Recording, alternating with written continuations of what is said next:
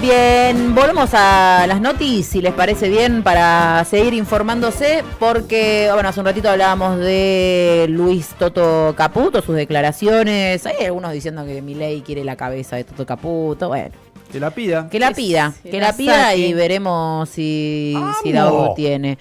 Porque la verdad que Caputo está dando pena por los canales de televisión. Y no lo digo yo, tipo, para nosotros siempre da pena, pero digo, incluso para los propios que lo bancan. No me da pena. Para mí. No, da pena, no digo que a mí me da pena. Da pena el rol que está cumpliendo, ¿no? Llorándole al Fondo Monetario. Yo creo que esté algo bajo pena.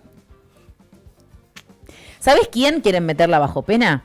Gracias por el pie. ¿Quién? Gracias, te agradezco, Franquito, porque Cristina Fernández de Kirchner presenta hoy su recurso directo ante la Corte Suprema de Justicia, que es su último recurso, al menos en la justicia argentina, porque recordemos la causa, la famosa denominada causa vialidad, por la cual Cristina Fernández de Kirchner ya fue condenada a 6 años de prisión por el máximo tribunal y le queda el último recurso ya fue de condenada presentación. En segunda instancia también. Claro, solo le queda a la Corte Suprema para apelar y después, si la Corte Suprema ratifica esta condena, de forma definitiva, Cristina quedaría detenida, puede que sea de forma domiciliaria por la edad que tiene, pero lo que sí es seguro es que va a estar lo que se denomina proscripta, ¿no? Porque quedaría inhabilitada de ejercer o de candidatearse para cargos públicos. El mecanismo es recurso en queja que presenta Cristina por y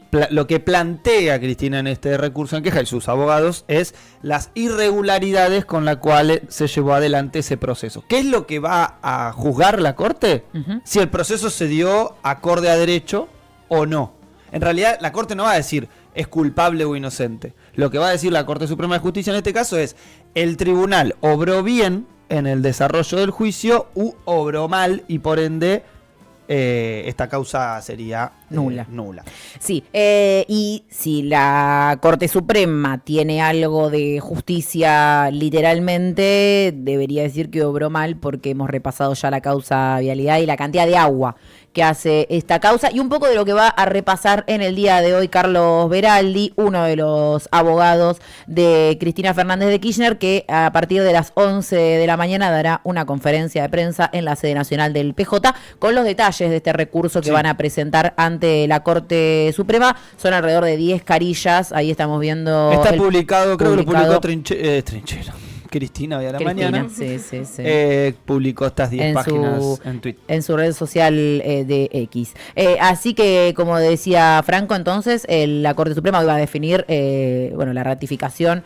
Hoy no. Hoy presentan el recurso.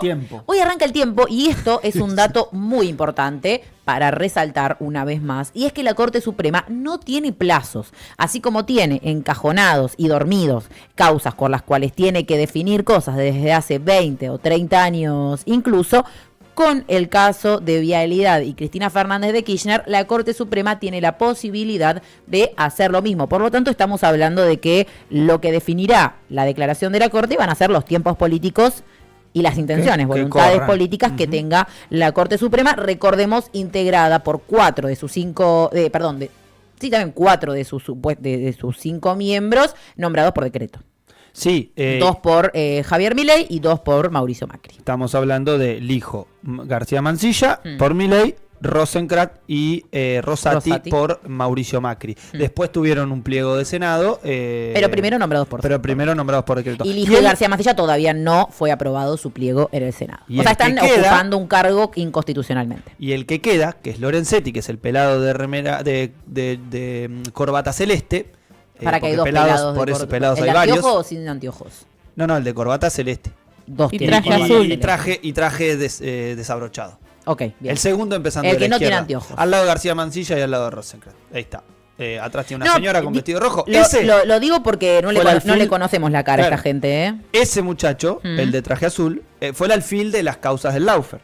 Con lo cual estamos diciendo que hay 4 puestos a dedo, 2 por Macri y 2 por Milei, y el otro se encargó de lo que fueron los distintos juicios de Lawfare. En un país donde los integrantes de la Corte Suprema deben ser aprobados por el Senado de la Nación. Porque después te dicen, no, a la norteamericana. Me importa un bledo como la hagan los estadounidenses, porque ellos lo harán acorde viejo. A su constitución. Nuestra constitución dice que tienen que pasar los pliegos por el Senado. Y que ellos admitan y acepten ocupar esos cargos sin haber sucedido esto, habla de un accionar de mínima irregular e inconstitucional, dudoso para alguien que después tiene la tarea de hacer cumplir la Constitución, ¿no? Sí. Permitime dudar. Y bueno, también lo que publicó desde la cuenta de Cristina en Twitter, sí. Se publicó también que se va a enviar el tratamiento del pliego de García Mansilla.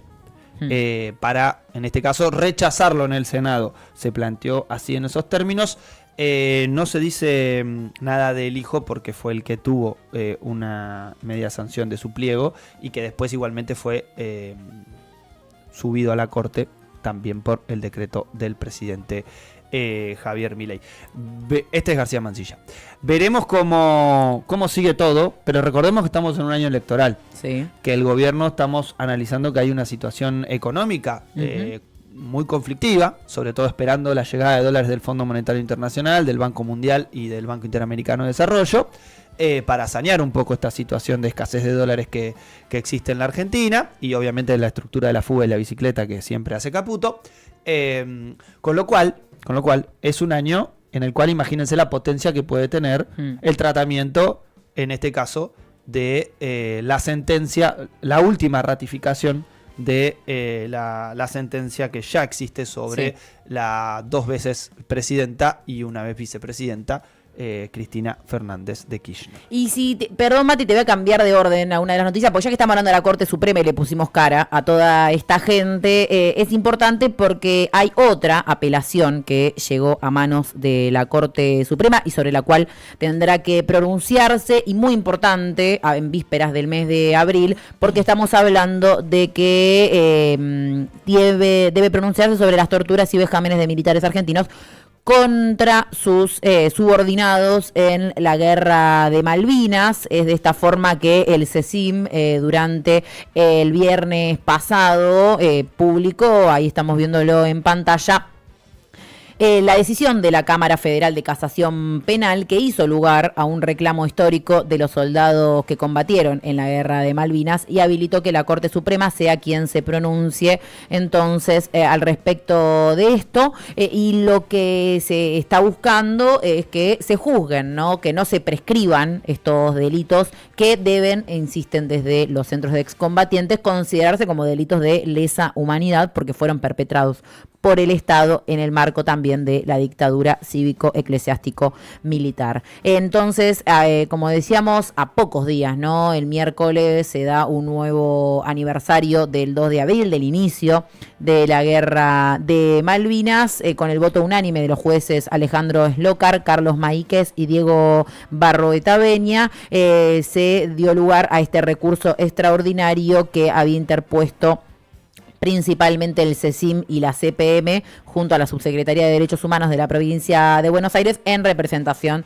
de los excombatientes. Ahora quedará en manos de la Corte Suprema definir este caso, que también lo mismo, pueden definirlo.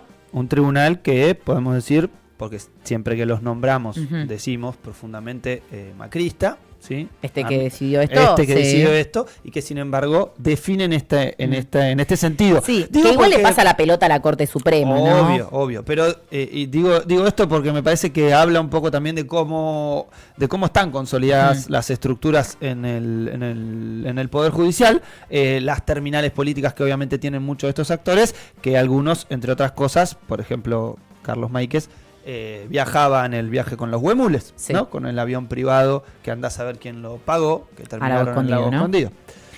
Así es, bueno, la Corte Suprema sí que tendrá definiciones bastante importantes, principalmente con respecto a Cristina, pero también con la causa de Malvinas y particularmente la guerra que cumple un aniversario este 2 de abril, que de paso les comentamos que tanto el CECIM como el CEBESIM, estamos hablando del Centro de Combatientes Islas Malvinas de La Plata y el Centro de Veteranos Excombatientes Islas Malvinas de Berisso, ya anunciaron cuáles serán y en qué horarios los actos que se darán el próximo 2 de abril, recordemos miércoles feriado, en toda la República Argentina para recordar a los excombatientes que perdieron su vida en las islas. En la ciudad de La Plata será a las 11 de la a partir de las 11 de la mañana en la histórica Plaza Malvinas, ahí en 51 y 19, donde también tendrá un lugar un festival cultural a lo largo de la tarde, así que un lindo día para pasarse, para escuchar a los compañeros del CECIM, pero también para seguir haciendo historia de Malvinas, que es mucho más que la guerra, ¿no? Algo que nos han enseñado nuestros excombatientes es que Malvinas es mucho más que esa guerra del 82, sino que tiene que ver con una importancia geoestratégica que habla de que la ocupación de Gran Bretaña siga siendo vigente y con fuerte presencia militar de la OTAN en nuestra plataforma continental. Sí, por eso hablamos de causa. Y en el CEBESIM, para quienes son de Berisso, que tenemos nuestra oyentada bericense, también desde las 11 de la mañana en 8, entre 159 y 160, se hará un acto y luego estará la tradicional caminata por la memoria, verdad, justicia, soberanía, paz y democracia en la ciudad de Berisso, a 43 años del inicio de la guerra de Malvinas, así que ahí lo vemos, 11:30 de la mañana inicia la caminata, que es al revés, concluye con el acto en el mural que recuerda a los caídos. Así que será un miércoles, como siempre, muy conmovedor. Acá estaremos para hacer programa también y recordar a nuestros caídos en Malvinas y seguir hablando de esta causa que es causa nacional y de todo el pueblo argentino. Sí. Y me voy con la última de la mañana de hoy, por lo menos. Nos quedamos en el ámbito local, pero nos vamos a Plaza Saavedra, perdón, a Parque Saavedra. Al Parque Saavedra. Porque quienes son habitués de la ciudad de La Plata, platenses o no, conocerán la histórica y emblemática Biblioteca Popular del otro lado del árbol. Estamos hablando de un espacio cultural por el que pasan miles de niños, niñas, jóvenes, adolescentes, allí en el costado del Parque Saavedra, frente al Hospital de Niños, y que hoy en día está atravesando una situación muy, muy grave de abandono. Así lo denunciaba Paula Kriskowski, la directora y fundadora de este espacio de Biblioteca Popular. En sus redes sociales decía: no damos más, dicen los 1000 mensajes que ya mandamos a todos los funcionarios municipales de esta ciudad y no recibimos respuesta. Estamos hablando de una situación de abandono. Denunciaban que necesitan que se arreglen y que se habiliten los baños públicos. Ahí vemos imágenes que publicaban sobre cómo está hoy en día la situación de descuido, ¿no? De abandono completo del espacio por el que pasan muchísimas niñeces, como decíamos, a jugar, a divertirse, a aprender.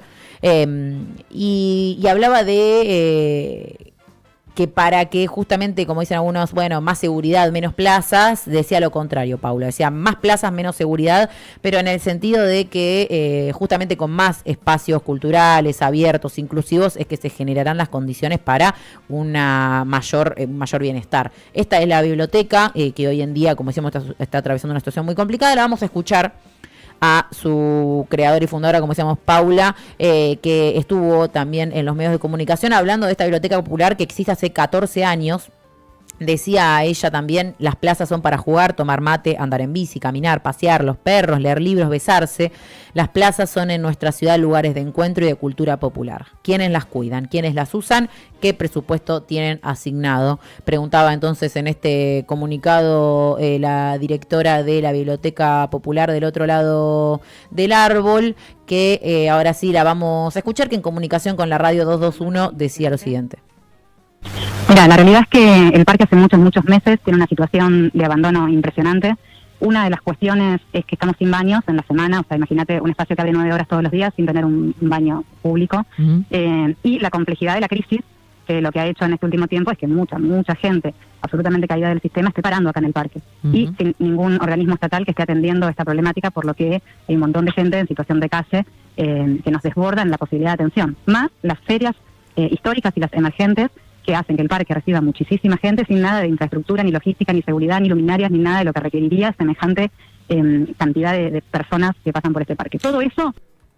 Bien, bueno, ahí le escuchábamos a Paula que resaltaba la situación de las personas en situación de calle, no como una crítica de sáquennos las personas en situación de calle, sino diciendo justamente que en los últimos tiempos, después lo detallaba, se multiplicó la cantidad de gente que duerme en el Parque Saavedra y que no está teniendo ningún tipo de atención por parte de la municipalidad. Eso es lo que ella principalmente apuntaba y, bueno, la situación de cuidado de los baños, de la basura y demás alrededor de la biblioteca del otro lado del árbol, que la pone en una crisis muy grave, como decíamos, un lugar muy importante, muy emblemático de la ciudad. Y bueno, en este comunicado ella también reclamaba que se arreglen y habiliten los baños públicos, como decíamos, para poder recibir a las escuelas que ya tienen asignados turnos. Pedimos atención urgente para las personas en situación de calle, pedimos infraestructura y logística para las ferias históricas y las emergentes, pedimos reforestación y puesta en valor del parque, refuerzo de limpieza y placeros que cuiden y mantengan, pedimos seguridad, iluminación y reparación de juegos, decía Paula Kriskautsky, como decíamos, ante esta situación alarmante que vive la Biblioteca Popular del otro lado del árbol, en un comunicado que recibió muchísimo apoyo de la comunidad y que está obviamente a la espera de una respuesta institucional del gobierno municipal para atender a esta situación. Terrible. Sí, la verdad que sí. Y bueno, pasamos con otro de los temas que estuvieron siendo noticia, porque la verdad que hace varias semanas que están sufriendo nuestro país diferentes problemáticas con lo climático, ¿no? En esta ocasión se vuelve a inundar Comodoro Rivadavia, que ya hace 8 días atrás se había inundado, y ayer nuevamente hubo una lluvia muy intensa que dejó calles anegadas y algunos destrozos en algunas casas. Hubo 3 vecinos de la ciudad de Comodoro Rivadavia, Chubut, que tuvieron que ser asistidos y rescatados porque se quedaron varados en el medio de la lluvia y el agua. La intensa lluvia volvió a generar estos serios inconvenientes, como les contaba en la madrugada del domingo, y donde se hizo más fuerte esta tormenta es en Radatili, que está muy complicada aún la situación en la región. Y bueno, y estas lluvias también fueron noticia la semana pasada en Salta y en Chaco, ¿no? Que también provocaron varias inundaciones. Lo que sí también hay que estar atentos porque se anuncia que por lo menos 12 provincias están en alerta amarilla y naranja por las lluvias que pueden llegar a venir. Van a haber tormentas fuertes que podrían afectar a Chaco, Corrientes, Formosa, Jujuy, Salta, Santa Fe, Santiago del Estero, Tucumán e incluso hasta Tierra del Fuego puede llegar a estar afectada. Y por supuesto Cava también está en alerta amarilla. Así que esperemos que no pase, porque bueno, en todas las localidades donde vemos inundaciones y donde pasan fenómenos climáticos, vemos la ausencia del Estado, que es como lo hizo en Bahía, el primer temporal que le tocó al gobierno de Javier Milei, que fue y dijo arréglense con lo que tienen. Bueno, en esta situación todas las localidades de nuestro país se están arreglando con lo que tienen, ¿no? Con lo municipal, con lo provincial, así que esperemos que no haga mucho desastre, porque 12 provincias de nuestro país, o 12 localidades, mejor dicho, es una cantidad gigante de casas, de familias, y bueno, también corren peligro muchas vidas, ¿no? Uh-huh. Sí, y lo que viene después, ¿no? Porque lograr salir de la situación ya traumática y crítica de la inundación y luego la reconstrucción de todo eso, que como lo veíamos en el caso de Bahía Blanca, amerita y necesita millones de pesos que no tienen los municipios en sus presupuestos.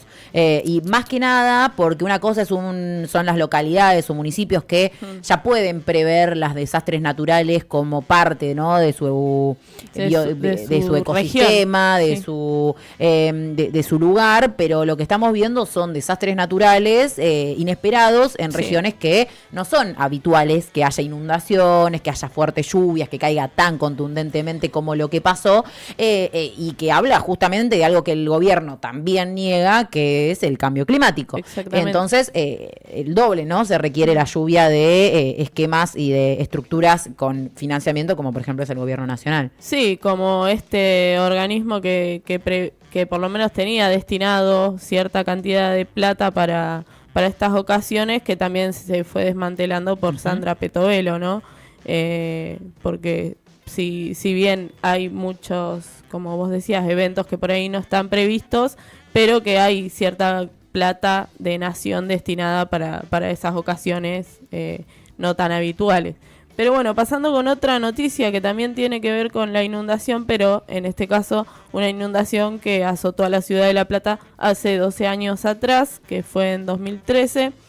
El famoso 2 de abril, que aparte de ser la conmemoración de los caídos de Malvinas, también es la inundación, la fuerte inundación que dejó la ciudad de La Plata bajo agua, provocada por grandes lluvias que alcanzaron 400 milímetros de agua, ¿no?, en pocas horas, llegando a casi 3 metros en algunos lugares llegó de altura el agua, y afectó casi toda la ciudad de La Plata con esta catástrofe hidrometeorológica que nunca antes se había visto. Por lo menos la ciudad de La Plata, que es una ciudad ya de por sí inundable, esa fue la más grande que se recuerda y con más cantidad de fallecidos, ¿no? Claro, 89 fallecidos hubo. Que haya, ¿no?, que son los registrados por la justicia. Estamos hablando de no solamente 13 años, de 12 años, ¿no? Sí. De este recuerdo que para los platenses es un recuerdo muy difícil de borrar, muy doloroso, una herida todavía abierta, sino que también estamos hablando de 12 años de porque justamente estamos hablando de alrededor de 90 fallecidos, de los cuales nadie dio cuenta de esto en la justicia, más que nada por el mal abordaje que hubo, ¿no? Obviamente una tragedia de este estilo, más que nada por la cantidad de agua que cayó, era, digamos, inevitable, pero no hubo nadie que dé luego y que pague por lo que sucedió con respecto a la infraestructura, y que además nada de eso fue, o muy poco de eso fue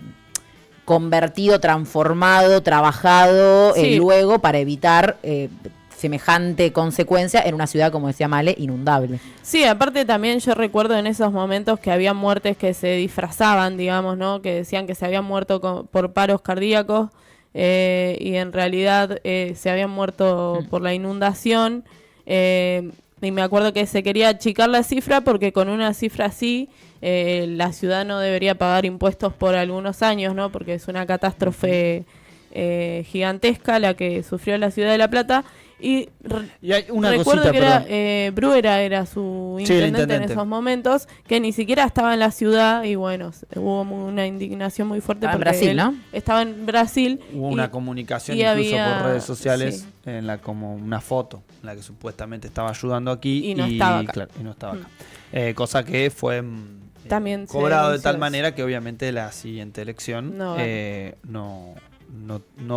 pudo ratificar la conducción en el municipio. Pero algo que quería hacer un paralelismo con la ciudad de La Plata, con la ciudad de Bahía Blanca, en el clave de la inundación, porque lo que sí realizó en el caso la justicia bahiense fue convocar a todos esos ciudadanos o ciudadanas que esgrimían en redes sociales, sobre todo, la existencia de mayores víctimas, ¿no? Y esto fue concretamente para avanzar en la ratificación de un número. Digo esto porque más allá de que obviamente existe esto como mecanismo, y sabemos que en las catástrofes estas cosas suceden y que muchos municipios obviamente, si se quedan sin cobrar impuestos, por ejemplo, están totalmente financiados, no por eso ante una tragedia hay que dibujar los números, ¿no?, sobre todo de víctimas finales. Ahora, lo que sucedió en Bahía Blanca es una asimilación a este hecho, con lo cual hubo convocatoria del Poder Judicial a decir, bueno, vos publicaste en tus redes sociales que viste cuerpos flotando, ¿no? Y que viste gente que no está identificada y que no está contada. Bueno, dame información alrededor de esto.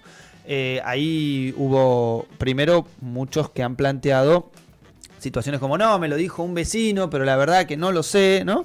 Esta necesidad de aclarar, incluso en situaciones como estas, la información es fundamental. Fundamental porque si no empezamos como a desvirtuar no solo el hecho, sino además a generar sospechas y suspicacias alrededor de algo tan terrible como la cantidad de víctimas fatales. Y que, sí, y más allá de eso, digo, tiene que ver con la garantía de escucha, ¿no? Algo que denuncian desde las asambleas que continúan, ¿no? Desde estos 12 años siguen existiendo asambleas, por ejemplo, acá la Asamblea de Tolosa, la Asamblea de Inundados La Plata, es justamente una falta de escucha porque el macrismo que hizo falta campaña... de obras públicas, ¿no? También, que es lo que justamente este gobierno está desfinanciando, ¿no? Hay muchas obras que todavía deberían hacerse, que nos están haciendo, pero bueno, quería también comentar que se va a estar haciendo un acto en la Plaza San Martín, que es la ciudad, La Plata, la ciudad inundable, en Plaza San Martín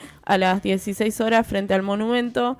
Invitamos a la comunidad platense, a los medios de comunicación y a todos aquellos que nos quieran acompañar, destacaron los organizadores.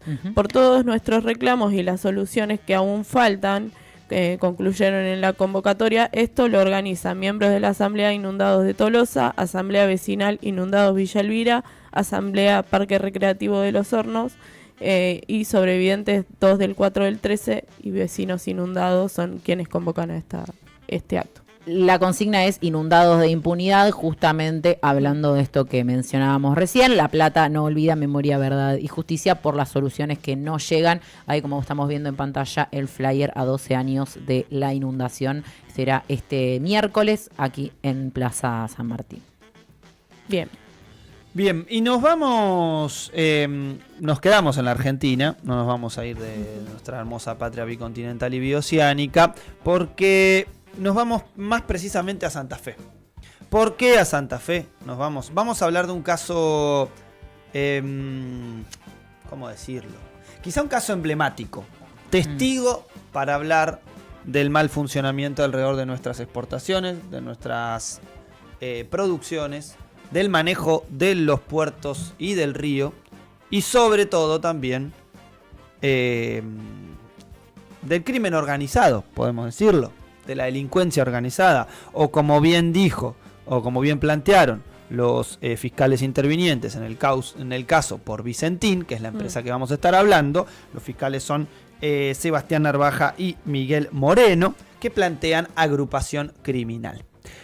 ¿A qué le llaman agrupación criminal? Bueno, al desfalco de Vicentín. Ustedes se acuerdan, ¿no? Y muchos dirán, bueno, yo conocí a Vicentín cuando Alberto Fernández dijo... ¡Expropiese! Más o menos. Pero no. Más o menos. No sí, pero no, dijo. Vamos a hacer el... Casi expropiese. Claro. Vamos a nacionalizar Vicentín, planteó en su momento Alberto Fernández. Porque la empresa había declarado el default. Había declarado, default y cesación de pagos. Claro. No solamente al Banco Nación, que era su principal acreedor, ¿sí? Recordemos, vamos a poner un pantallazo. 2019, gobierno de Mauricio Macri. Ya había perdido las elecciones y sin embargo, él con el señor González Fraga, algunos lo recordarán como frases emblemáticas como la gente se creyó que podía tener un celular, una moto, un televisor, irse de vacaciones y comprarse un aire acondicionado. Y comer. Eso decía ese muchacho, que fue parte del funcionariato de Mauricio Macri en el gobierno de Cambiemos, y es el tipo que con la definición también del gobierno del Killer, entregaron uno de los préstamos más grandes a Vicentín, entre otros de los acreedores. El más importante acreedor era el Banco Nación, por eso la plata que le entregaron fue del Banco Nación a Vicentín. Ya había perdido las elecciones, y esto no es menor, porque recordemos, Mauricio Macri pierde las elecciones por 16 puntos. ¿Se acuerdan ustedes? ¿No? Un Alberto Fernández que ya se erigía como presidente, incluso destacaba cuánto tenía que valer el dólar. ¿Y qué hizo Vicentín con la billulla? Arregló la empresa, la reconstruyó. ¿Cómo llegó al default después? Y tampoco le pagó recordemos, Vicentín es una de las empresas cerealeras más importantes, compra mucha producción cerealera, no solamente la transporta, no solamente la procesa, sino además que la exporta.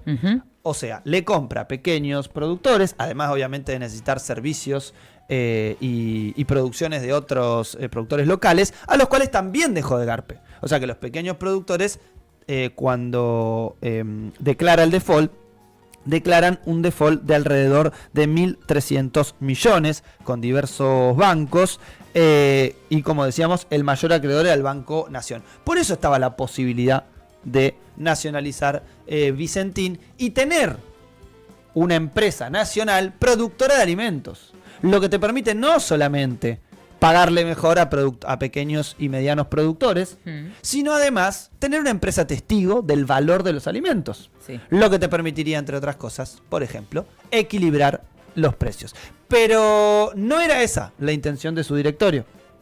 Porque acá, cuando los fiscales dicen agrupamiento criminal, no destacan exclusivamente a el señor Omar Scarel, a Alberto Macúa, a Roberto Gase y a Daniel Bullati, que son estos 4 que aparecen en pantalla. Bueno, hay uno que aparece cortado, pero al fin es Hay el otra mismo. foto que se ven los 4. Es- Mucha pinta para quienes son del interior bonaerense y conocen a una persona del campo. En la descripción de persona del campo. Persona del campo con un Chalequito inflable, camisita abajo. chaleco inflable de canelones con pluma de Así pato. luce una persona que tiene campo, literalmente. ¿Cuál es el eje de todo esto? Bueno, se denuncia a estos actores no solamente por el defalco, sino además, y la noticia es que se pide la prisión preventiva por 120 días a estos directivos, con cauciones también por 150 millones de dólares. ¿Cuál es el hecho? La fuga de 791 millones de dólares y la deuda que alcanza los 1.600 millones. Y te agrego, algo que pudo acreditar los jueces a partir del planteo de la fiscalía es que estos muchachones utilizaron justamente este dinero que era para salvatear, ¿no?, a la empresa declarada en quiebra, lo utilizaron para gastos personales en defenderse justamente de esta causa. Entonces con eso se pagaban los estudios de abogados, con eso se pagaban las fianzas y demás, a través de plata que en realidad rendía la empresa y que según ellos después la devolvieron.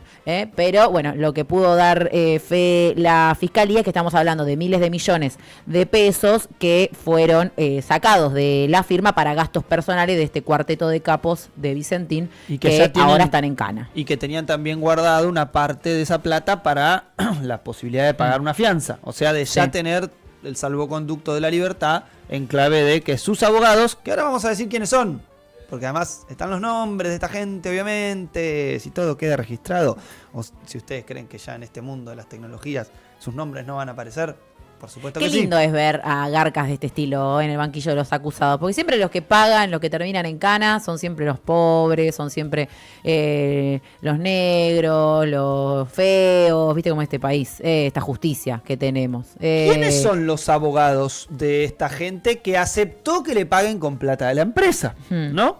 Una empresa que además están defendiendo en un proceso, no están solamente defendiendo a los 4 integrantes, están defendiendo parte de un manejo operacional de estos directivos. Porque recordemos, es parte de la comisión directiva. Ahora vamos a hablar de ese muchacho, que ese muchacho es Roberto Gase. Porque acá hay una patita que... Ahora vamos a los abogados, pero después vamos a ir a los medios también un ratito. Los abogados. Jorge Ilarrescondo, que ¿saben de quién es abogado también? Ujú. Del actual gobernador, Maximiliano Puyaro. Apa. O sea, de Otro. Santa Fe. Estamos Claro, hablando de la Santa misma, Fe. la misma provincia donde está Vicentín. Recuerden que el complejo cerealero, exportador, portuario de Santa Fe es un poder económico concreto, ¿no? Discute con los gobiernos, con este gobierno provincial. Otro de los abogados, Daniel Cuenca, fue ministro de Seguridad de Wiener. O sea, gobernador de Santa Fe. Hay un par de entramados con el gobierno santafesino en tu intervención, perdón, pero yo esto es solo información lo que estoy dando. Solo la verdad. Es solo información. Estos son los abogados que tienen. Y el otro es Andrés Indalecio Gio, otro de el tridente. Indalecio me parece un nombre espectacular igual. Lo quiero destacar. ¿Y ese abogado de quién es? No, este no más tengo, tranqui. No tengo referencia no tenemos el de CV. su ligazón. Okay. Pero sí, los otros dos, lo quería nombrar solamente por su segundo nombre, me parece bárbaro. Sí, está muy bien. A lo que voy con esto es para explicar un poco el entramado de la provincia y del peso específico que tiene Vicentín, ¿no? Recordemos, maneja puertos, maneja uno de los principales elementos de la exportación y como ya hemos dicho... Maneja el alimento de los argentinos también, ¿no? Y como ya hemos dicho además, el tráfico de nuestro país, que sucede por el río Paraná. Con lo cual, quien maneja bueno, además de que hubo ex CEOs de Vicentín denunciados y condenados por narcotráfico, porque en una inspección han encontrado que había distintas cosas y bueno, parece que las manejaban acá los muchachos. Pero vamos al primer fragmento en el que habla un poco de esta complicidad del gobierno nacional. Esto es un informe que en su momento salía en el programa C5N, C5N está bien, minuto 1 de, se me fue el nombre, El Gato Silvestre. del Gato Silvestre, y decía esto exactamente. Nieto, esta orden. Ese mismo 22 de noviembre... Que no lo lleven al directorio en la SIGEN porque la van a complicar. Aparecen unos mensajes, millones. ¿no? Es decir, decían dale 10 palos y le dan 2, le dan 1 por 7,5. Y el último, Charlie, Vení, 6 millones. Acá lo que están hablando es de cuánta plata le da el gobierno de Macri a Vicentín. ¿Quién es Nieto? Bueno, el tipo que hoy está en la lista o aparece en la foto es efectivamente sexto, es candidato sexto, séptimo. en la lista del PRO en la Ciudad Autónoma de Buenos Aires para legislador. Es el muchacho que cuando la agarran en su auto se encierra y no quiere entregar el teléfono. Secretario privado de Macri. De Mauricio Macri. Bien, este muchacho lo que está hablando acá en estos mensajes que aparecen es la complicidad de cómo se iba a entregar esta guita a Vicentín.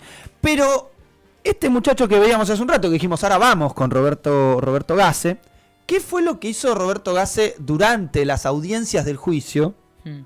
Confirma Recordemos, que Roberto Gasse es uno de las personas que está detenida ahora, 120 días detenida. ¿Sí? Roberto Gasse lo que afirma en las audiencias es que le pagaban a algunos periodistas como línea de comunicación. ¿Se acuerdan del Todos Somos Vicentín? La foto más icónica es la de un Duna medio destartalado, de una compatriota yendo a la escuela, seguramente, con una niña atrás, y el cartelito decía Todo Vicentín. Para todos los que bardean a esa gente, podemos criticar cómo funciona comunicacionalmente todo esto, pero señalar a esa gente, la verdad, que es muy nefasto. Agarrémonos con quien hay que agarrársela al fin y al cabo. Vamos a escuchar un videito, que es el último fragmentito para irnos, que es la confirmación de a quién le pagaba Roberto Gasse. A ver. Porque algunos son periodistas que quizás no los conocen. A ver. Uy, mira, ya apareció. Alquilando en Rosario el juicio por estafa a los directivos de Vicentín. Salió en el juicio la plata que le pagaban a los periodistas por abajo de la mesa para desacreditar las ideas de estatización de la empresa. Y nombra a los periodistas, lo nombra a Majul, nombra a Leuco, repudiando la expropiación de la empresa Vicentín por parte del gobierno nacional. Lo nombra Majul, nombra a Leuco. Si el proyecto de expropiación sale tal cual, lo presenta en el manual de guerra de Máximo Kirchner, que ayer te mostramos, Argentina se va a acercar más a la Venezuela de Nicolás Maduro. La plata que Ojalá le porque pagaban ustedes no estarían en la televisión. Justo iba a hacer el chiste de para desacreditar basta presidente Maduro, no es propio Vicentín, y lo dijo esa era un poco la frase de ese momento. Sí. Ustedes recuerdan, no quieren avanzar, quieren privatizar, se viene el comunismo, esto que el otro, viva la libertad, viva la propiedad privada. La propiedad privada, que es la que desfalca al Estado, se chorea la plata, no le paga a los productores, fuga esta guita y se la quedan estos cuatro tipos. Vamos a seguir a ver cómo sigue el caso Vicentín. Es muy interesante. La verdad que da para mucho más que un programa. Recomendamos la película de Andrés Cedrón, Cuellos Blancos, en la que habla un poco de esta historia, de este desfalco al Estado, y obviamente lo que da la sensación de impotencia de que un gobierno nacional, o por lo menos un gobierno nacional que se dice nacional, popular y demás, no haya podido avanzar en la determinación recuerdo a Alberto Fernández diciendo, dije que iba a avanzar con esto y todos me putearon. Todos te putearon, no, te puteó el gobernador de una provincia. Y parte de los grupos económicos del Círculo Rojo que actuaban en consecuencia. Con lo cual, otro debe de la democracia es que la Argentina tenga su propia empresa productora, abastecedora y exportadora de alimentos para controlar un mercado que es central. Imaginario donde lo insignificante luce como joya.